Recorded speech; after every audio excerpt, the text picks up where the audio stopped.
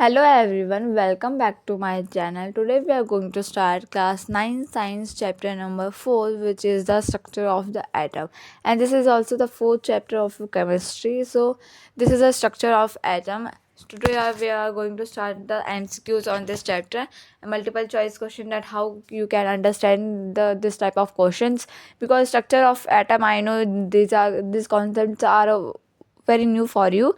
If you try more and more questions, you can capable of giving the answer. Okay, so MCQ is very important, and MCQs makes you learning better, and understanding also. So without wasting any time, let's start the structure of MCQs on structure of the atom. Okay, let's start. First question: which of the following is not a fundamental particle of atom? You know, guys, atom is the smallest or tiniest particles in particles. Okay, electron, neutron, proton, ion. ठीक है.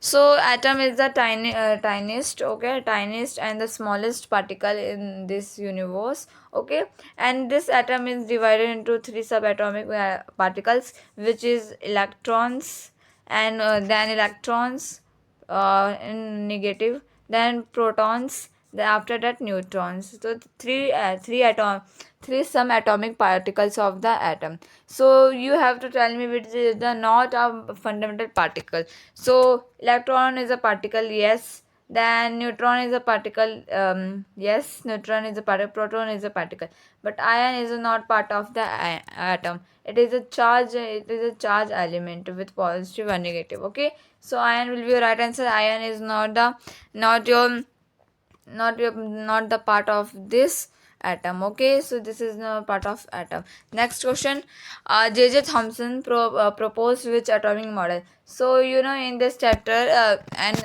in previous chapter we have many theories, many scientists and their theories.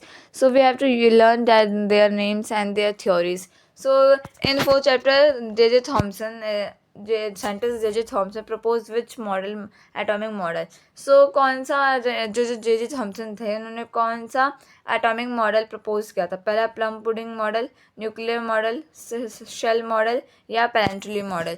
हमने देखा था, इन्होंने बताया था कि अगर हमें दिखाना है कि एटम कैसा लगता है, तो इन्होंने उसका एग्जाम्पल दिया था वाटरमेलन के अंदर दिया था ना कि ये वो आपका ये वाला पार्ट और आपका जो ये बाहर वाला पार्ट होता है. तो ऐसे ही उन्होंने बताया था कि क्या होता है वाटरमेलन का. ठीक है, ऐसे ये बाहर का पार्ट हो गया आपका. ये suppose this is a watermelon. Okay, and ये आपका क्या है? ये आपका पूरा रेड पार्ट है.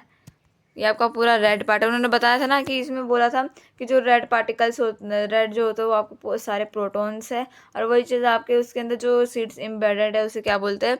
उसे न्यूट्रॉन्स बोलते हैं. लाइक ऐसे अगर सीड्स बना, let's see like this seed, these are the seeds. Okay, so let's understand this concept. Okay, okay.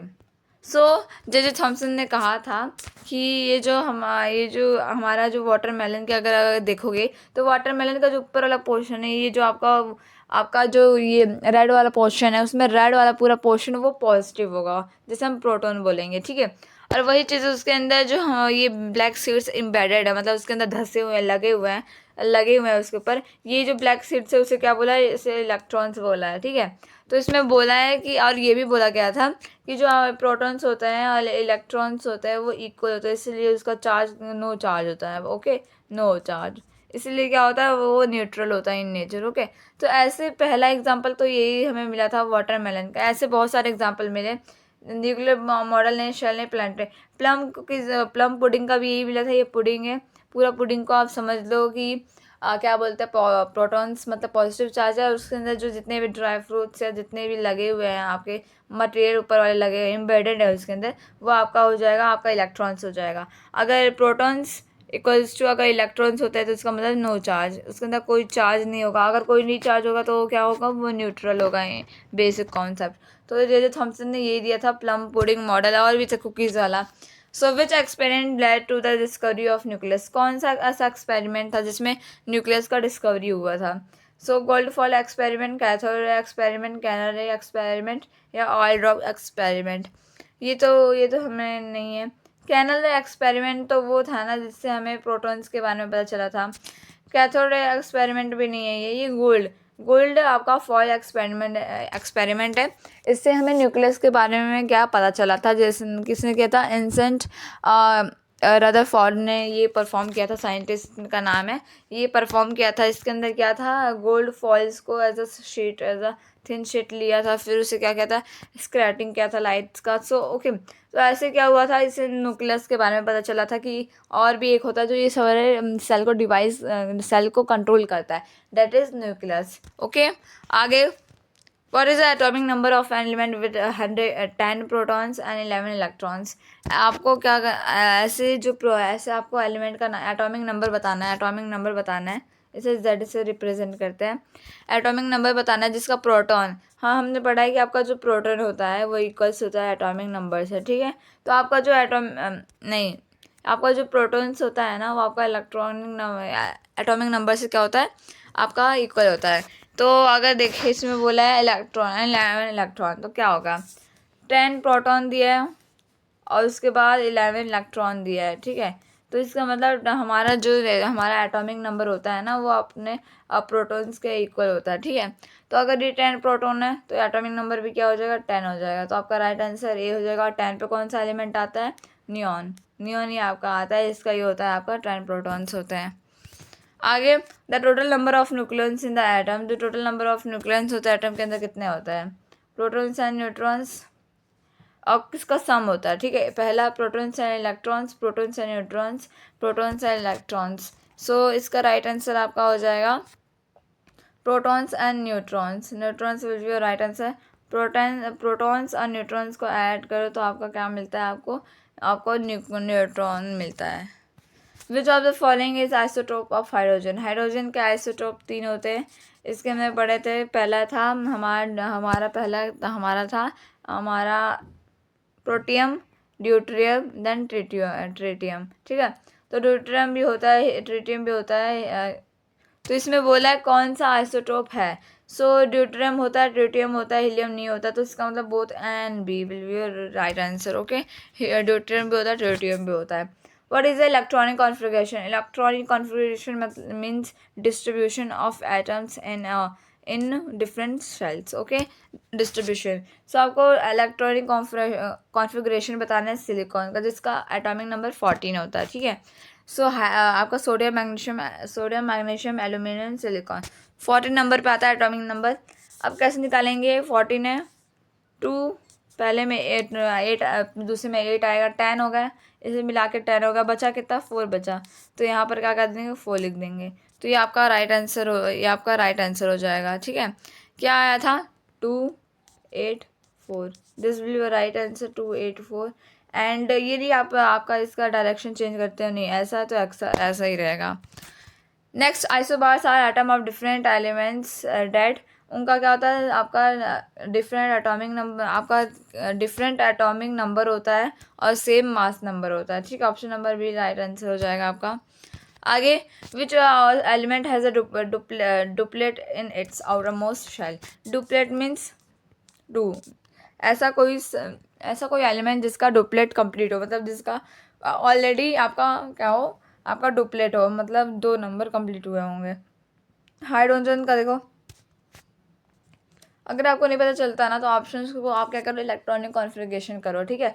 इससे करोगे तो 1 ही आता है, यहाँ डुप्लीट तो ना होता, कंप्लीट इसमें बोला ऑलरेडी कंप्लीट है। और उसके आउटर मोस्ट शेल में 3, इसका 3 है ना, हाइड्रोजन, हीलियम, लिथियम को करोगे तो 1, ये 2 आएगा, ठीक है, 2 3। उसके बाद हीलियम का आएगा जिसका एक ही है बट कंप्लीट है, ठीक है, हीलियम का हमारा 2 ही आएगा। सोडियम का अभी हमने देखा 2 8 1, ये आएगा। तो आपका राइट आंसर आपका हो जाएगा हीलियम, क्योंकि हीलियम का ऑलरेडी कंप्लीट है। लिथियम का भी होगा लेकिन हमारा ऑलरेडी जो कंप्लीट है वो हीलियम का ही कंप्लीट है उसका। Who discover the nucleus of atom, atom का भी हमने देखा था, वो कौन सा साइंटिस्ट ने डिस्कवर किया था, J Thomson and Ernest Rutherford, Niels Bohr and John Dalton. आपका राइट आंसर है B, option number, Ernest Rutherford.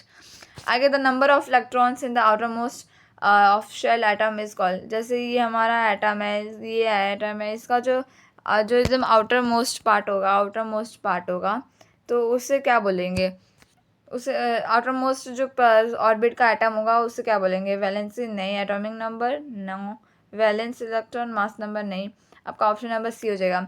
जो आपका आउटर मोस्ट जो आपका ऑर्बिट होता है वहाँ पर जो आपके एटम पाए जाते हैं उसे बोलते हैं वैलेंस इलेक्ट्रॉन। ओके, आगे the atomic number element is equals to the, क्या एटॉमिक नंबर इक्वल्स रहता है प्रोटॉन्स के, हमने अभी अभी देखा क्वेश्चन भी सॉल्व किए थे प्रोटॉन्स के। The mass number of an atom, कोई किसी भी एटम का अगर हम मास नंबर जिसे हम रिप्रेजेंट करते हैं ए से, उसका किसका सम होता है, वो प्रोटॉन्स इलेक्ट्रॉन्स, प्रोटॉन्स न्यूट्रॉन्स, या न्यूट्रॉन्स इलेक्ट्रॉन्स, प्रोटॉन न्यूट्रॉन्स या इलेक्ट्रॉन्स। सो हमने पढ़ा था कि जो हमारा एटॉमिक मास होता है वो आपका प्रोटॉन प्लस न्यूट्रॉन्स का क्या होता है, सम होता है। ये आपका एक क्या फॉर्मूला बनता है, हमें न्यूट्रॉन्स कैसे, हमें एटॉमिक मास कैसे निकालना है। सो हमारा एटॉमिक जो मास होता है वो सम होता है किसका, प्रोटॉन न्यूट्रॉन्स का होता है। तो प्रोटॉन न्यूट्रॉन्स का है, ये रहा option number B. Option number B justify कर रहा है, तो option number B will your right answer. आगे what is the charge of proton, proton के ऊपर कौन सा चार्ज है, पॉजिटिव का चार्ज है, तो पॉजिटिव ही होगा ना, पॉजिटिव चार्ज है। आगे व्हाट एलिमेंट दैट हैव, आपका जो इलेक्ट्रॉन कॉन्फ़िगरेशन, एलिमेंट बताना है जिसका इलेक्ट्रॉन कॉन्फ़िगरेशन 287 है। सो इसमें क्या करना है, हमें टोटली क्या करना है, प्लस करना है, सोडियम कैल्शियम क्लोरीन आर्गन, वो तो हमें ऐड करने के बाद ही पता चलेगा। 2 + 8 10 हो जाएगा, 10 + 7 17, 17 नंबर पे कौन सा, 17 नंबर पे कौन सा आता है हमारा एलिमेंट, वो हमारा आता है क्लोरीन आता है। ठीक है, तो क्लोरीन आपका क्या हो जाएगा, राइट आंसर हो जाएगा क्लोरीन, ऑप्शन नंबर सी। आगे the most stable electronic configuration in achieve when the outermost shell contents, और जब एकदम सही मतलब अगर स्टेबल बनाना है एक एलिमेंट को तो उसका आउटर मोस्ट पार्ट 8 होना चाहिए, 8 इलेक्ट्रॉन्स होना चाहिए, 2 होना चाहिए, बट 2 ज़्यादा में नहीं होते। आगे what is the mass number of atom, mass number बताना मतलब वही फॉर्मूला यूज़ करना पड़ेगा हमें with 10 protons and 10 neutrons. So formula क्या है मास निकालने का, प्रोटॉन्स प्लस न्यूट्रॉन्स, ये आपका फॉर्मूला है। ए आपका नहीं दिया है यहाँ पर, आपको ए एज इट इज़ लिखना है। प्रोटॉन्स की जगह पे आपको 10 दिया है, न्यूट्रॉन्स की जगह भी आपको 10 दिया है, तो ए इक्वल्स टू क्या हो जाएगा, 20 हो जाएगा। मतलब आपका एटॉमिक मास कितना है, 20 है। Option number C will be right answer. So this chapter is easy, but you have to understand that the concept what is saying. Which scientist proposed a model of atom which where electrons orbit the nucleus in specific energy levels. Energy level वो इनरस्ट Rutherford ने किया था। ठीक है, आगे the number of neutrons of an atom, एक atom का neutrons बताना है जिसका नंबर आपका एटॉमिक नंबर जो कि आपका प्रोटॉन होगा या मास आपका 40 है। सो कौन सा फॉर्मूला लगता है आपका, अगर ये आपका फॉर्मूला था मास का, ठीक है, अगर ये यहीं पर रहता है, ठीक है, ये प्लस में सब माइनस में आ जाएगा। ठीक है, ये निकालते कैसे है, तो ये न्यूट्रॉन्स अपना आ जाएगा। ठीक है, सो हमारा क्या दिया हुआ है, हमारा atomic number is equals to the proton, तो प्रोटॉन क्या हो जाएगा 18 हो जाएगा, और आपका मास नंबर 40 दिया है, तो 40 माइनस 80 40 माइनस 18 करो, ये आपका 10 हो जाएगा, 10 में से ये 2 हो जाएगा, ये 3 और ये 2 हो जाएगा, 22 आपका राइट आंसर आ जाएगा। ठीक है, 22 राइट आंसर। तो अगर हम 40 में से अगर इंटू करेंगे तो यहाँ 2 आ जाएगा। ठीक है, 10 2 यहाँ 3 में से 1 जाएगा, 2 आ जाएगा, तो 22 neutrons are there in argon, atom of argon. ठीक है, 22 option number B will be your right answer, 22 neutron. What is the valency of sodium, sodium का वैलेंसी क्या है, इसको ऐसे रिप्रेजेंट करते हैं, एटॉमिक नंबर जिसका एटॉमिक नंबर 11 है। तो क्या करते हैं, इलेक्ट्रॉनिक कॉन्फ़िगरेशन, अगर वैलेंसी का भी पूछे तो इलेक्ट्रॉनिक कॉन्फ़िगरेशन करो।